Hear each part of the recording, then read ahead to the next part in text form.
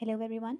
आज मैं आ गई हूँ आपके पास एक न्यू वीडियो लेके जो कि है हमारे फिज़िक्स के क्वेश्चन पेपर की, जो कि बीएड थर्ड सेमेस्टर के स्टूडेंट्स के लिए हैं, जिन बच्चों ने फिज़िक्स ऑप्ट किया है, ये उनके लिए हैं। सो यहाँ पे बेसिकली आपकी 4 यूनिट हैं फिज़िक्स में। सो 4 यूनिट्स ही आपकी इंपॉर्टेंट हैं, चार की चारों। इसमें ये नहीं समझ में आ रहा कौन सा इंपॉर्टेंट है, कौन सा लेस इंपॉर्टेंट है, तो हम ये भी नहीं कह सकते क्योंकि लखनऊ यूनिवर्सिटी जो है वो मीन्स अनप्रडिक्टेबल क्वेश्चन पूछ लेती है। सो यहाँ पे अगर हम देखें तो आपको 10 क्वेश्चन मिलेंगे, 5 क्वेश्चन आपको करने होंगे। सो सब बेसिकली यहाँ पे फर्स्ट यूनिट से आपका क्वेश्चन आया है, जिसमें आपको एसआई यूनिट्स वगैरह के बारे में दिया गया हुआ। So what do you mean by fundamental quantities? How they are different from derived quantities? Explain with example. Unit one से क्वेश्चन आता ही आता है हर पेपर में, बट अगर मैं फिजिक्स की बात करूँ तो यूनिट वन में आपके लिए कंटेंट 16 मार्क्स के लिए कंटेंट थोड़ा कम रहेगा, क्योंकि फंडामेंटल क्वांटिटीज़ के बारे में आप क्या समझते हो और वो डिराइव होकर कैसे आई हैं। तो ये इतना प्रोसेस कोई रटता नहीं है, मैं खुद भी कर चुकी हूँ, तो मेरे हिसाब से तो ऐसा ये बहुत ही मतलब शॉर्ट उसमें आता है। तो ये आप मेरे अगर आपको कंफर्म है कॉन्सेप्ट, अगर आपको लगता है कि आप 16 मार्क्स में क्वेश्चन ये कवर अप कर सकते हो, 5 to 6 पेजेस में आप लिख सकते हो, तो बिल्कुल आप जाओ। अदरवाइज़ मैं कहूँगी कि आप बाकी यूनिट से क्वेश्चंस के ऊपर ज़्यादा फोकस करो। लेकिन फर्स्ट यूनिट से क्वेश्चन आता आता है, 1 या 2 क्वेश्चंस पूछे जाते हैं। What are the different unit system prevalent in measurement? What is SI unit system? Explain different physical quantities with examples. Again यहाँ से फर्स्ट यूनिट से हमारा क्वेश्चन पूछ लिया गया है।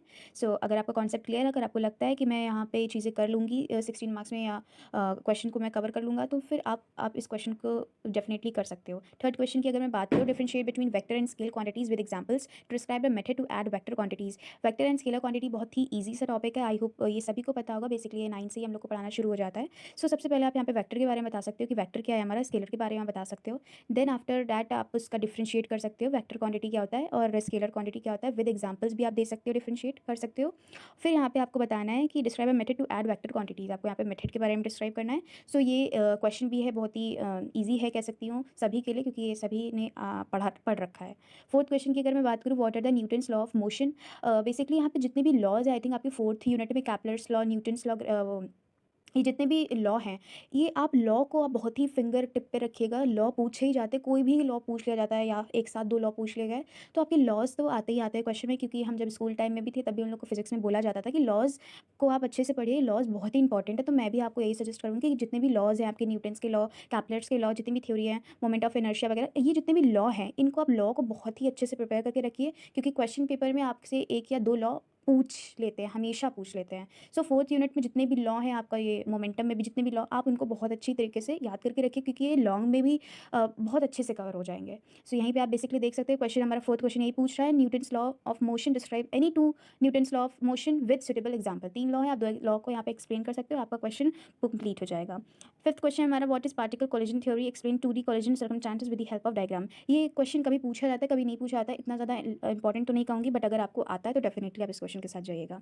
What is the difference between displacement and angular displacement? Describe the conservation of angular momentum with the help of example. ये बहुत इंपॉर्टेंट क्वेश्चन मैं कह सकती हूँ, क्योंकि स्कूल टाइम पे भी हम लोग को एग्जाम्पल्स के थ्रू इसका बताया जाता था कि एंगुलर मोमेंटम और डिस्प्लेसमेंट क्या होता है, तो आपको कहीं ना कहीं चीज़ें पता है। और कंजर्वेशन ऑफ एंगुलर मोमेंटम का भी एग्जाम्पल से हम लोग वो पूरा डेरिवेशन करते थे, तो वो भी आप अच्छे से कर सकते हो। तो ये क्वेश्चन भी इंपॉर्टेंट कह सकते हैं, डेरिवेशन आपको पता होना चाहिए। What do you mean by moment of inertia, what is the law of moment of inertia, explain with example. जैसे कि मैंने कहा कि लॉज बहुत ही इंपॉर्टेंट है, आप उनको ज़रूर से याद करिए। तो देखिए आपका 7th क्वेश्चन पूछ लिया गया है ऑलरेडी, यहाँ पे आपको लॉ बताना है मोमेंट ऑफ इनर्शिया का। 8th क्वेश्चन हमारा, again what is the law of gravitation, differentiate between inertial mass and gravitational mass of a body. यहाँ पे आपका क्वेश्चन भी लॉ भी पूछ लिया गया है, साथ में आपको डिफरेंट एक ही क्वेश्चन में 3 क्वेश्चन पूछ लिए गए हैं।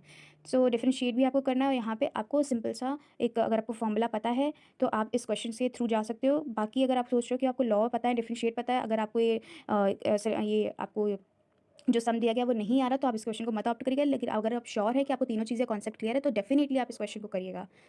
9th क्वेश्चन है हमारा, what are the law of planetary motion propounded by Kepler, elaborate in detail. If the distance between sun and earth is double, what will be the impact on the earth give reasons. यहाँ पे जितने भी physics के question है वो आपको सीधे सीधे नहीं पूछे जाएंगे, आपको एक क्वेश्चन के साथ में दूसरा क्वेश्चन जरूर से पूछा जाएगा। लॉ पूछ लिया गया तो उसमें कहो डिफरेंशिएट लगा के पूछ ले, या उसका कोई भी सम दे दे, आपको कोई भी क्वेश्चन दे दे कि आपको फॉर्मूला लगा के सॉल्व करना है, तो ये इसके लिए आप प्रिपेयर रहिए। कोई भी सिंपल क्वेश्चन आपको नहीं पूछा जाएगा, एक क्वेश्चन के साथ में दूसरा क्वेश्चन अटैच जरूर से रहेगा। नेक्स्ट क्वेश्चन है आपका, throw light on the nature of sound, what is the difference between sound and echo, explain the process of hearing sound by the human ear. ये भी 4th यूनिट में हमारा sound का टॉपिक है।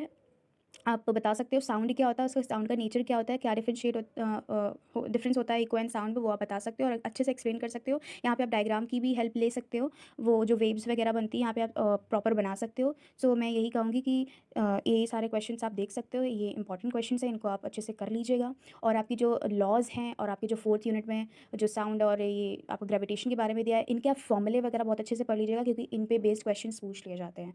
और कोई भी डायरेक्ट क्वेश्चन नहीं पूछा जाएगा आपके एग्जाम में, आपको एक लॉ पूछा जाएगा, उससे रिलेटेड या तो कोई डिफरेंस या तो कोई सम, जैसा कि आप सब देख सकते हो। वीडियो अच्छी लगे तो लाइक कमेंट शेयर ज़रूर करना, और कोई भी क्वेरी हो तो आप मुझे कमेंट सेक्शन में कमेंट करके बता सकते हो। Thanks for the watching this video.